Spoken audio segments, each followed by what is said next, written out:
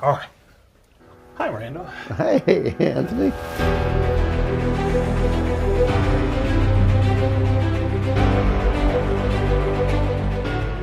So, Secretariat, we were talking about your use of the song "Oh Happy Day," Yeah.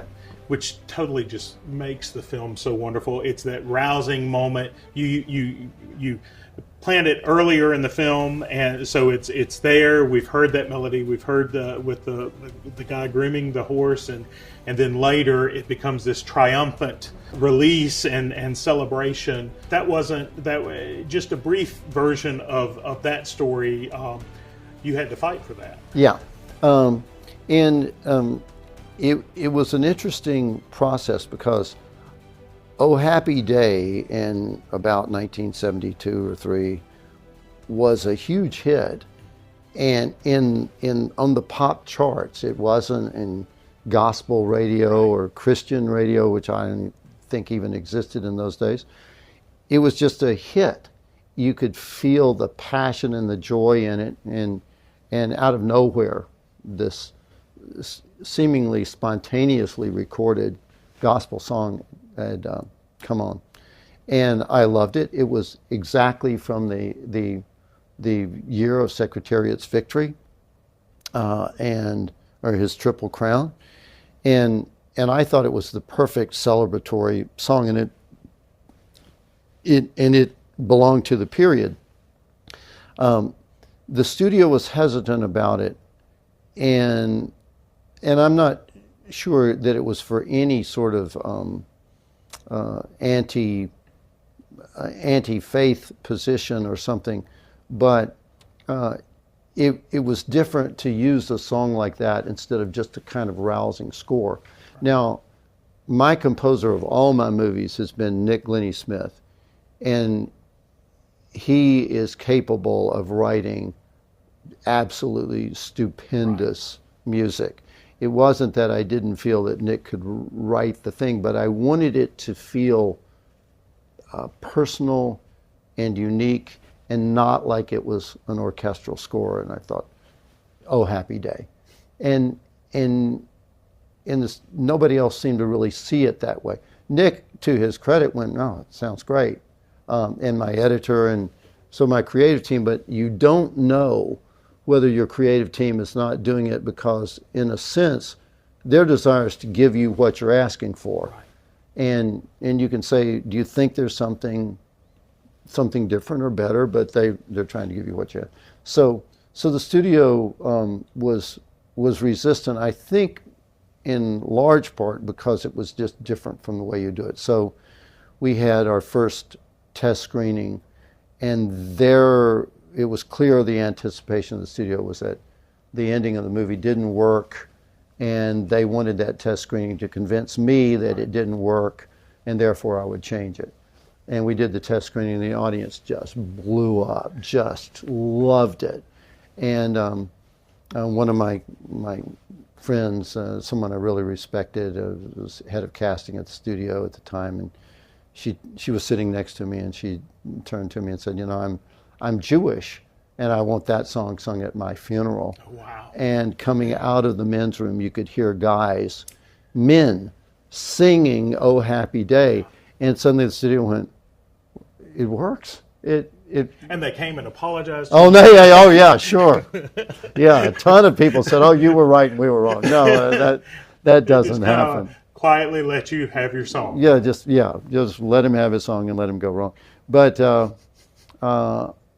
it's the creative process, of course, is like that. We have our ideas and we think, oh, people will love this, and they don't, or we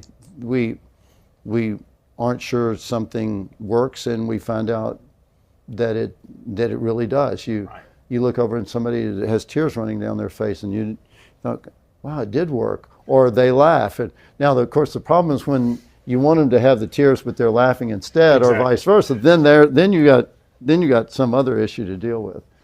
Is it the Air Force, the Air Force Academy that Yeah. has?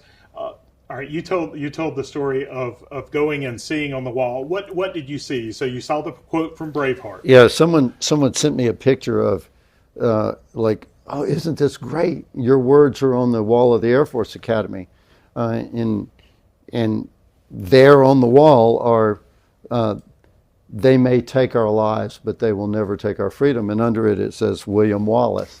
And I every time I meet someone from the Air Force Academy, I'll say, William Wallace never, he didn't say that. Randall Wallace. Yeah. That's great. Now, so living the Braveheart life, you've had a career with books and novels, and unafraid to share your faith and the things that inspired you. Early on, Chris Christopherson was one of those people in the strangest of circumstances, speaking encouragement into you. And I always say to folks when I'm speaking somewhere or something, if God can speak through an ass, he can speak through me, certainly. So he speaks through us. But the Chris Christopherson story was a pivotal thing for you, wasn't it? It was, yes.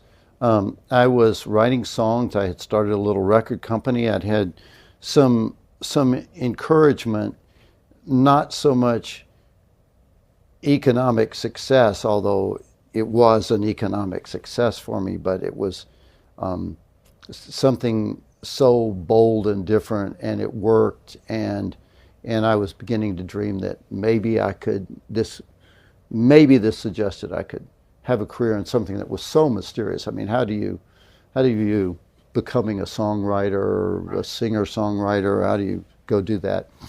And Chris Christopherson was one of the people that I identified with the most. In that, Anthony, when I'm trying to make a decision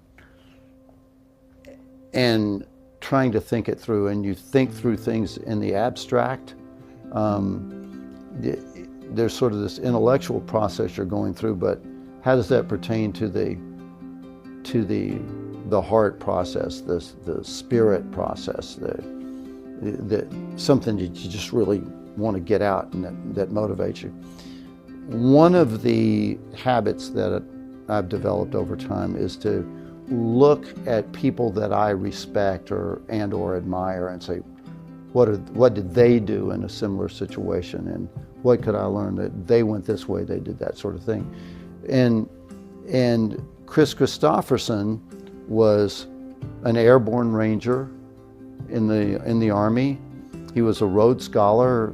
He was a Golden Gloves boxer. He had taught literature, I think, at West Point, or had been offered the chance to. And he was the sort of guy I thought I would like to be like him. I sort of identify with what he's done in his life.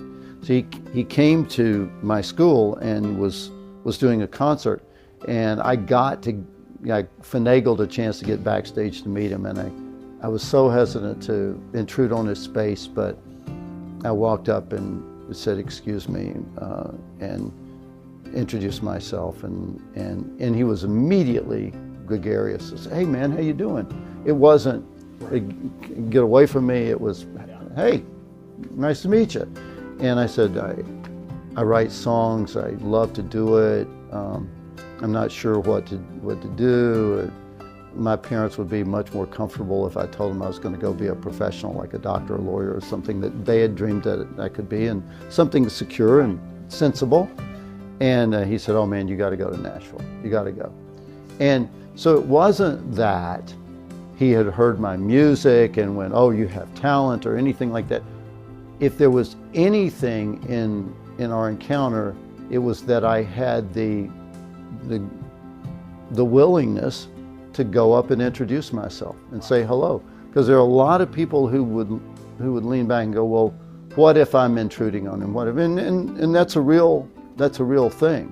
And he was incredibly drunk at the time. He was drunk, which was another thing, but still, that encounter gave you permission to go and become something different. That's right.